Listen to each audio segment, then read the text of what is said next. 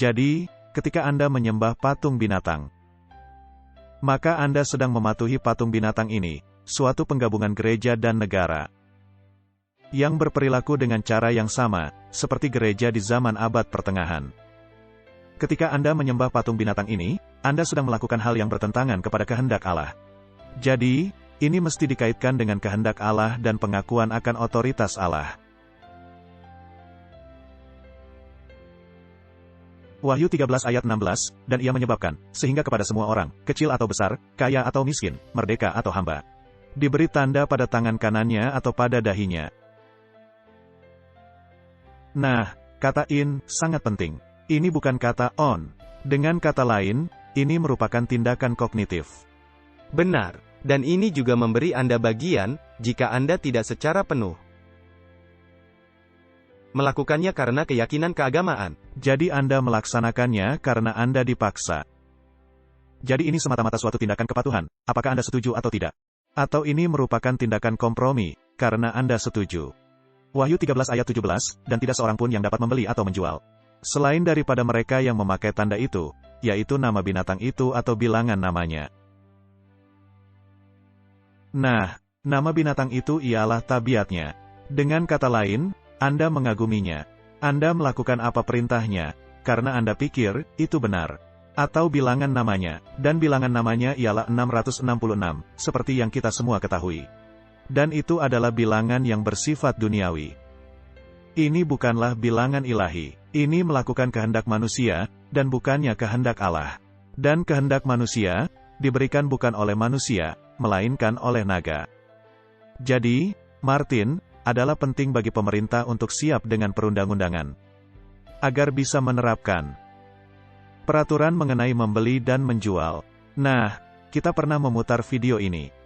Tetapi demi kejelasan, kami memutarkannya lagi. Apa yang menjadi landasan dari tatanan dunia adalah selalu sistem finansial. Dan saya pikir, apa yang sedang kita lihat di dunia sekarang ini adalah, kita sedang berada di tepi perubahan dramatis, di mana kita akan segera meninggalkan sistem uang tradisional dan akunting, dan memperkenalkan sistem yang baru. Sistem uang yang baru dan akunting baru, kita sebut sebagai blockchain. Ini artinya digital. Ini artinya memiliki hampir rekaman sempurna dari setiap transaksi yang terjadi dalam ekonomi, yang akan memberi kita kejelasan yang lebih atas transaksi yang terjadi. Tetapi ini juga menimbulkan bahaya sangat besar bagi keseimbangan kekuasaan antara negara dan warga negara. Dan saya pikir, kita mesti memiliki konstitusi digital, hak asasi manusia.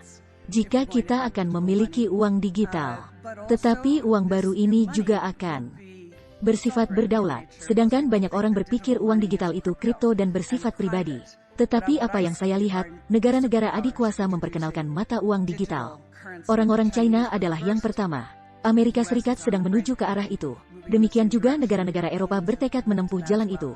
Tetapi pertanyaannya ialah, apakah sistem baru ini, dengan uang digital dan akunting digital, bisa mengakomodasi keperluan yang berkompetisi dari semua lokasi ini, sehingga setiap umat manusia memiliki kesempatan akan suatu kehidupan yang lebih baik. Karena itu merupakan satu-satunya ukuran, apakah tatanan dunia benar-benar melayani. Jadi, sekarang adalah waktunya kita berpikir, bagaimana cara kita memecahkan hal ini.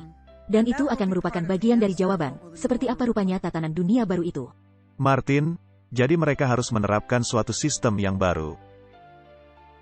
Karena mereka akan tahu, setiap transaksi yang terjadi. Dan mereka juga bisa mengendalikan, setiap transaksi yang terjadi. Seperti yang kita tunjukkan di dalam episode yang sebelumnya, ketika Anda mendapat uang dari pemerintah, mereka bahkan bisa mendikte uang Anda sendiri, untuk dibelanjakan apa. Atau apakah Anda sama sekali tidak bisa membelanjakannya? Benar. Memerangi uang tunai, Australia menguji coba mata uang digital. Bank Sentral sedang mengikuti himbauan dari Bank for International Settlement, BIS, kepada semua sentral bank utama dunia, guna menyiapkan bagi perkenalan mata uang digital. Keberapa banyak bank? Semua bank. Selain Australia, Amerika Serikat, Uni Eropa dan China juga sedang mendorong dengan giat penghilangan uang tunai.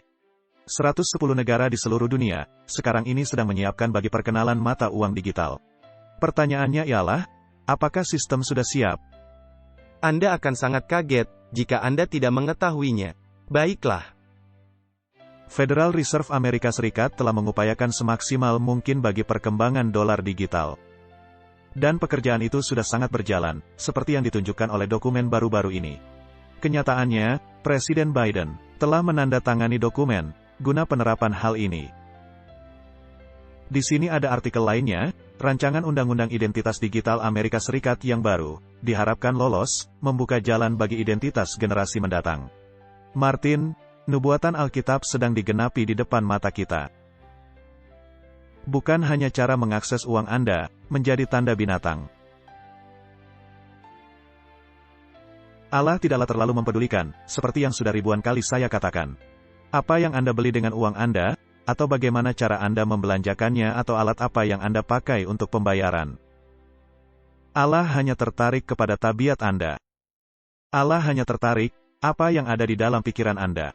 Siapa yang Anda akui sebagai Allah Anda. Suatu rancangan Undang-Undang Identitas Digital Amerika Serikat yang baru, sedang memantapkan berjalan menuju Kongres. Martin, mengapa baru sekarang? Mengapa semua negara-negara melakukannya sekarang? Karena pergerakan penghabisan berlangsung dengan sangat cepat. Mereka tahu persis apa yang akan terjadi, mereka telah siap. Dan ini akan bersifat universal. Tidak ada jalan lolos.